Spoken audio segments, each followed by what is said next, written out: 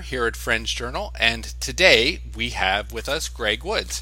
Greg Woods wrote an article in the current issue on Quakers and social media on organizing young adult friends using online methods. Greg Woods is at Friends Meeting in Greensboro, North Carolina, and has started a new campus ministry program called the Network of Quaker Campus Ministry. So thanks for joining us, Greg. Yeah, you are welcome. Thank you for having me. Sure.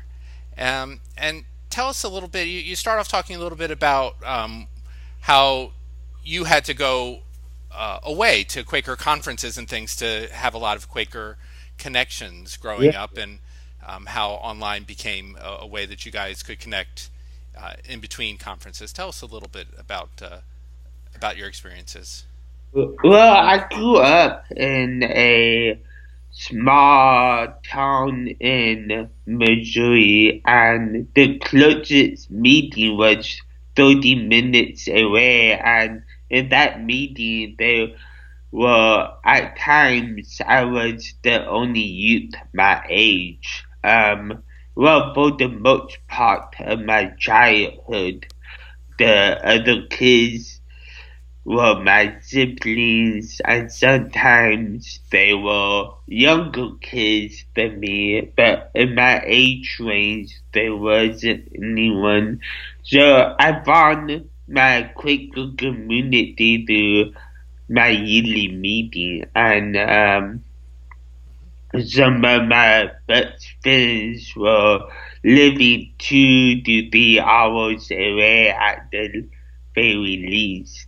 Um, because I was at one edge of the Illinois yearly meeting.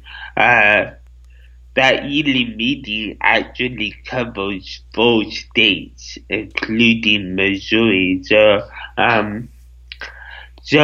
some of my friends were 6 hours away in Chicago, and some were 2 hours away in St. Louis.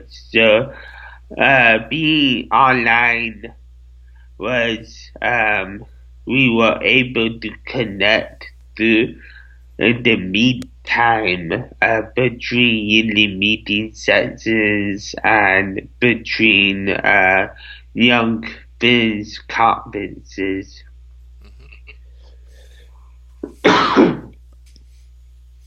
Great. Well, and I mean, an Illinois yearly meeting, also for those who don't know, it seems to have like a really good sort of program and core group of people who come together over distance. Like it's Yeah, really set up to do that. And the uh, Quakes events that you have, is that what they were? The youth Quakes and yeah, young yeah, yeah, Quakes and things like that. So you had programs for that. yeah. So great. So what about now? I know I've known for myself, like there were times where I was feeling isolated from people, and then as online technology started happening, and we started having bulletin boards, and then right now Facebook being a way that people connect. Yeah. There's a lot of ways of people connecting. How has that changed? Sort of friendships, new and old. Um, I think social media has made these friendships more real time. Uh, because like when I was growing up, we we used um uh AIM, instant messenger, AOL, Sure. instant messenger, and you could on there you could have group chats, but they were always private. And Facebook allows for these public and private conversations to take place on the same medium. So it w- in more real time, like for better or worse, uh you can have these sometimes good conversations, and sometimes you can have a heated debate. So, yeah. Uh, And I should also tell viewers that we should be thankful Greg is coming on because he does have a cold here. yeah. As you can Sorry. hear, that's fine. One of the things that I've noticed, and we recently did a issue which we called Almost Quaker, of people who are kind of involved in Quakers, but they're not necessarily formal members, and sometimes don't come to meetings. And I'm seeing that a lot on Facebook these days, where people who maybe they got fed up with Quakers and said, "Oh, I'm leaving Quakers. I'm not going to deal." But yet they're still on the Quaker conversations, or Yes, people who are like, "Oh, there's no Quakers within 3 hours of me," but they get online and they're involved in Quaker conversation. So yeah. there's a sort of ability of having these a wider range of people who have some Quaker identity, but not in a kind of formal ways that we've long considered what it means to be a Quaker. Yeah, yeah. And I think that feeds into the whole question about what does it mean to be a member of the Society of Friends, especially with with online capabilities of reaching out to more people who are not near a meeting, and there are online opportunities for meeting for worship from Woodbrook and Quaker Center, Bellarmine Quaker Center. So you can meet with people online for worship. It's just like, what does that mean for connections and and even your article recently about community raised some good question about what does it mean to be involved. What do we mean when we say community? And my question to your article then is, can we have communion with our community? Can we have that inward communion without some sense of community? Good. That's a good question. Well, I'll put a link to that. It's actually it was an 11-year-old blog post or Oh, something like that. That's people keep sharing the last few oh, months. yeah. It's a little funny to see it have new life, but we'll put a link to that. Tell us a little bit about this new network you have, the network of Quaker Campus Ministries, and how you're using online mechanisms to link up, find and link up students. So, this came out of my work during seminary of being at Princeton University and being busy on Sunday mornings with my commitments at the Princeton University chapter, and I was like, there has to be Quakers on campus.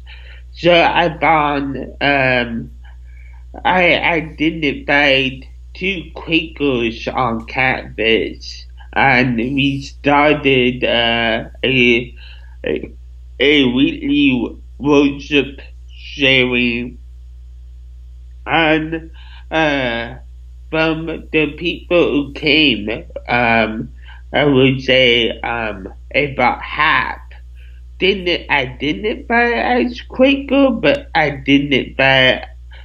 they several of them went to Quaker schools growing up amidst that time of silence. So I think so that has been at the back of my mind in the years since then, and I was finishing up my internship at Guilford College and deciding what to do. And my wife finally said, "You have this good idea, why don't you go for it?" And I was scared, but with family support, I am uh, following this lady, and right now I am studying more locally, like with with colleges in North Carolina and nearby states. And but also I want to find out, just create a database of where Quaker students are meeting, with the hopes of setting up a website that can be that could serve as a one-stop resource for Quaker students who want to start groups on their campuses, or local Quakers who want to support campus ministries in their nearby areas. Um, and uh, because I think some of the like Quaker students are already meeting, but there is no database to say, no centralized database to say where they are meeting, and we exact resources to offer. So uh, so my project right now is twofold. Is actively starting local groups here in North Carolina-esque region, and then developing a database where Quakers are already meeting. So in the next year, I hope to apply for my 501c3, and I start have this as a non-profit, and my meeting here is assigned me a support committee, so I am doing this work under with the support and guidance of my meeting here.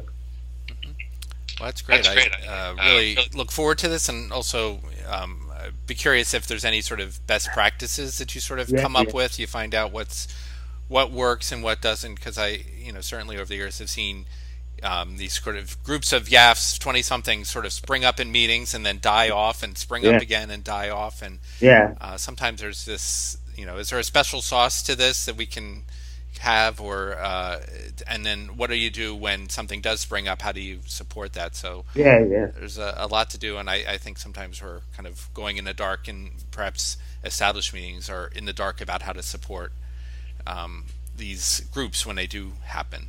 yeah, yeah, So hopefully you'll have some good stories there. yeah. Great. Well, we're running out of time now, but I just wanted to lift up again. This is Greg's article is in Quakers and Social Media. It's the November issue of Friends Journal, and I was going to pull up the article. It's in here. You'll see it, and it's also online at friendsjournal.org. So thanks for joining us, Greg, and keep us posted how the project continues. Will do. Thanks for having me. Okay. Bye, bye, Greg. Bye.